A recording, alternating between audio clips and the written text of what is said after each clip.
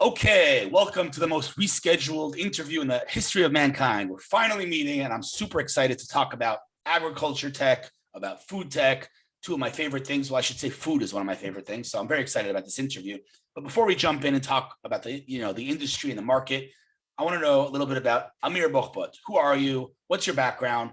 Give me your, let's say, 2-minute kind of elevator pitch. Okay, great. First of all, thank you for having me. So my name is Omer Bohbot. I'm studying economics and international relations at the Hebrew University in Jerusalem. Before working in VC, I had some background in algorithmic trading. And 2 years ago, I approached Omer Bohbot and told him that I want to get into the VC world. And he told me, okay, if you can handle the heat, so welcome aboard.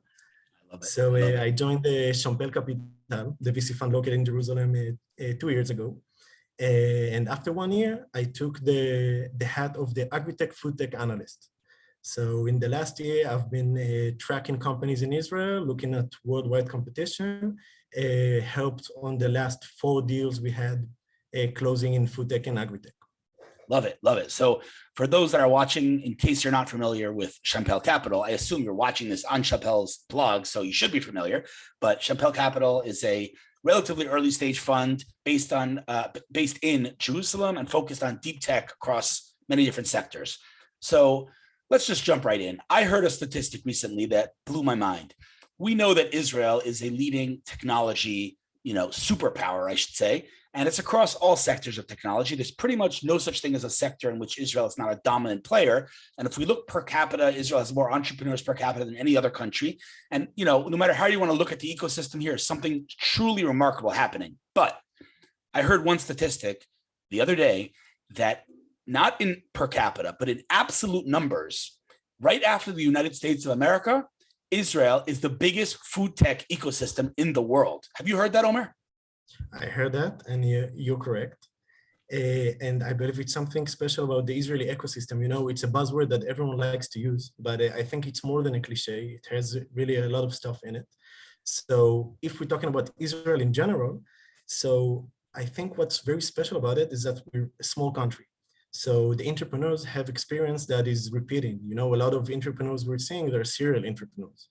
And there's beautiful, there's even a Facebook group in which you can go in and people who are founders of startups are talking.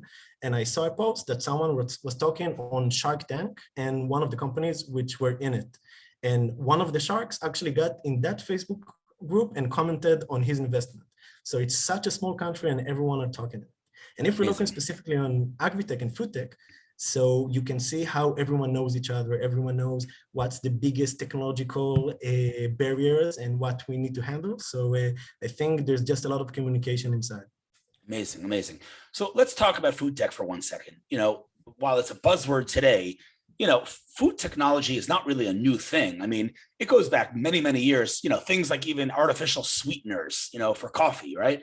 I mean, that's, an innovation, I guess, quote unquote. It's not necessarily technology per se, but it's changing the way things have always been done. So food tech is not necessarily new, but what are some of the most exciting things today that are happening in food tech that you think are the most, let's say, the most potential out of the entire kind of sector of technology? Mm-hmm. Okay, so I think that it's very important to talk about consumers' preferences. So if we're talking about the 2 biggest ones, it's the price of the food and the product itself. So we're talking about taste, texture, mouthfeel. Now, how is it in general? I think in the last 20 years, you can see a lot of movement in healthy food. People want their food to be better and sustainable. So if not destroying the world or not killing animals, but it depends on, there are different sectors.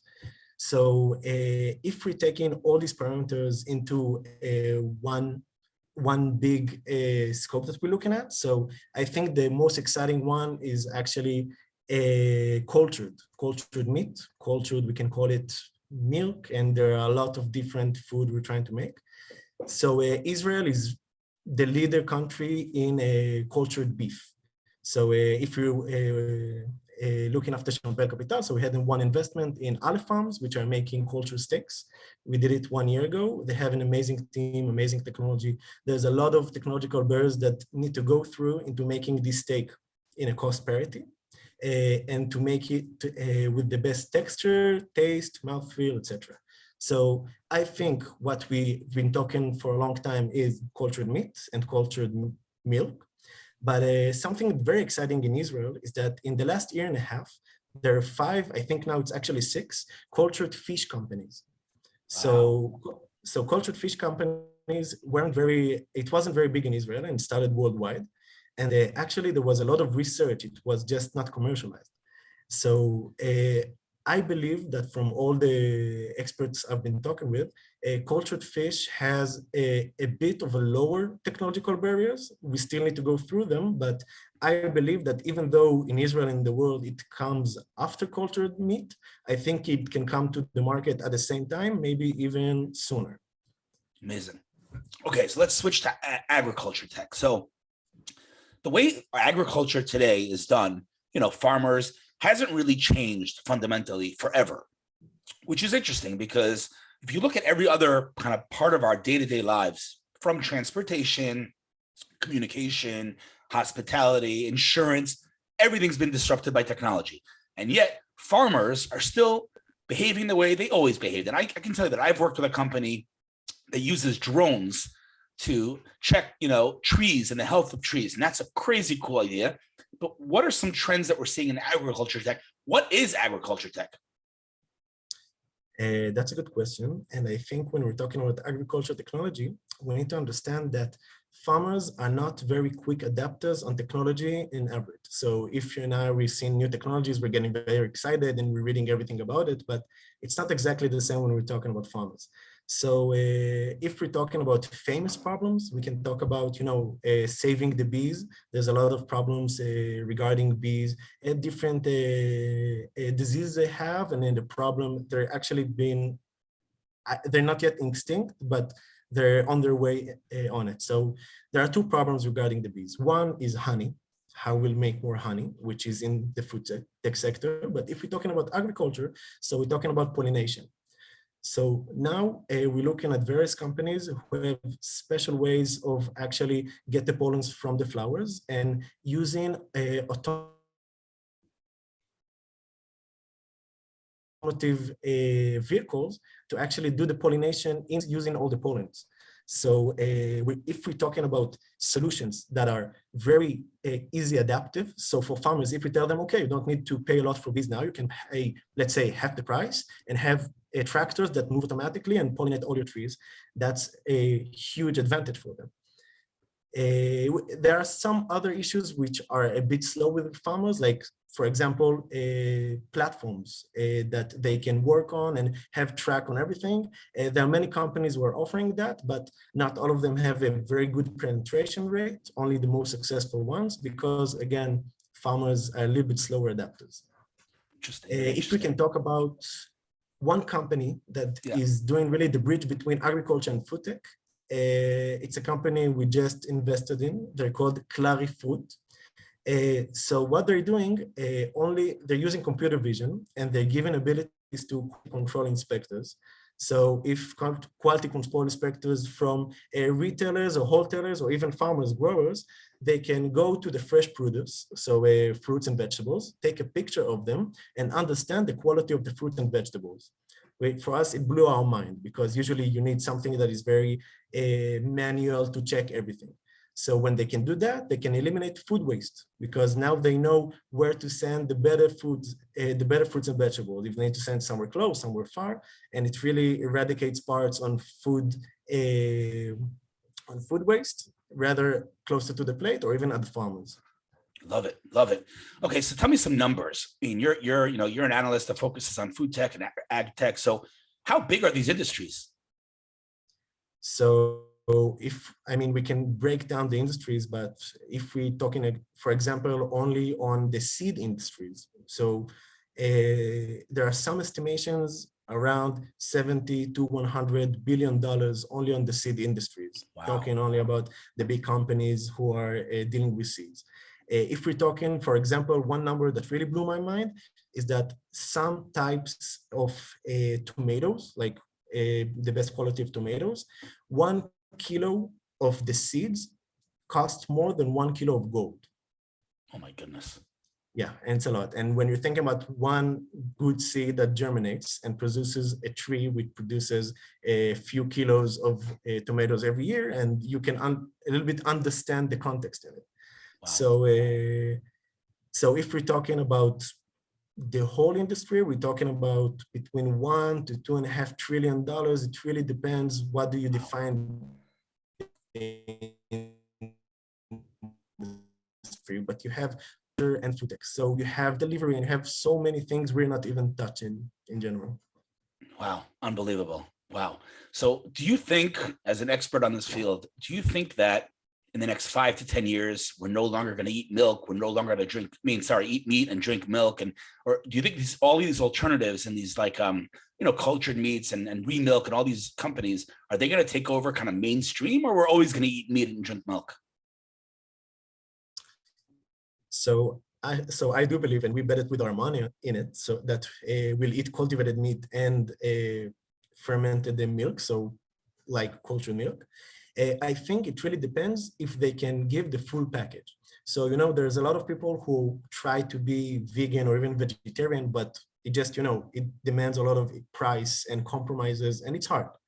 But I believe that if a company can get an offering of a steak that is very tasty, the aroma and everything, it has a great cost. It costs the same as you can see the steak next to it. It's healthier because it doesn't have all the bio injections you get into cows in general. So if you have the complete package, I think most of the people would prefer eat it than eating the classic ones.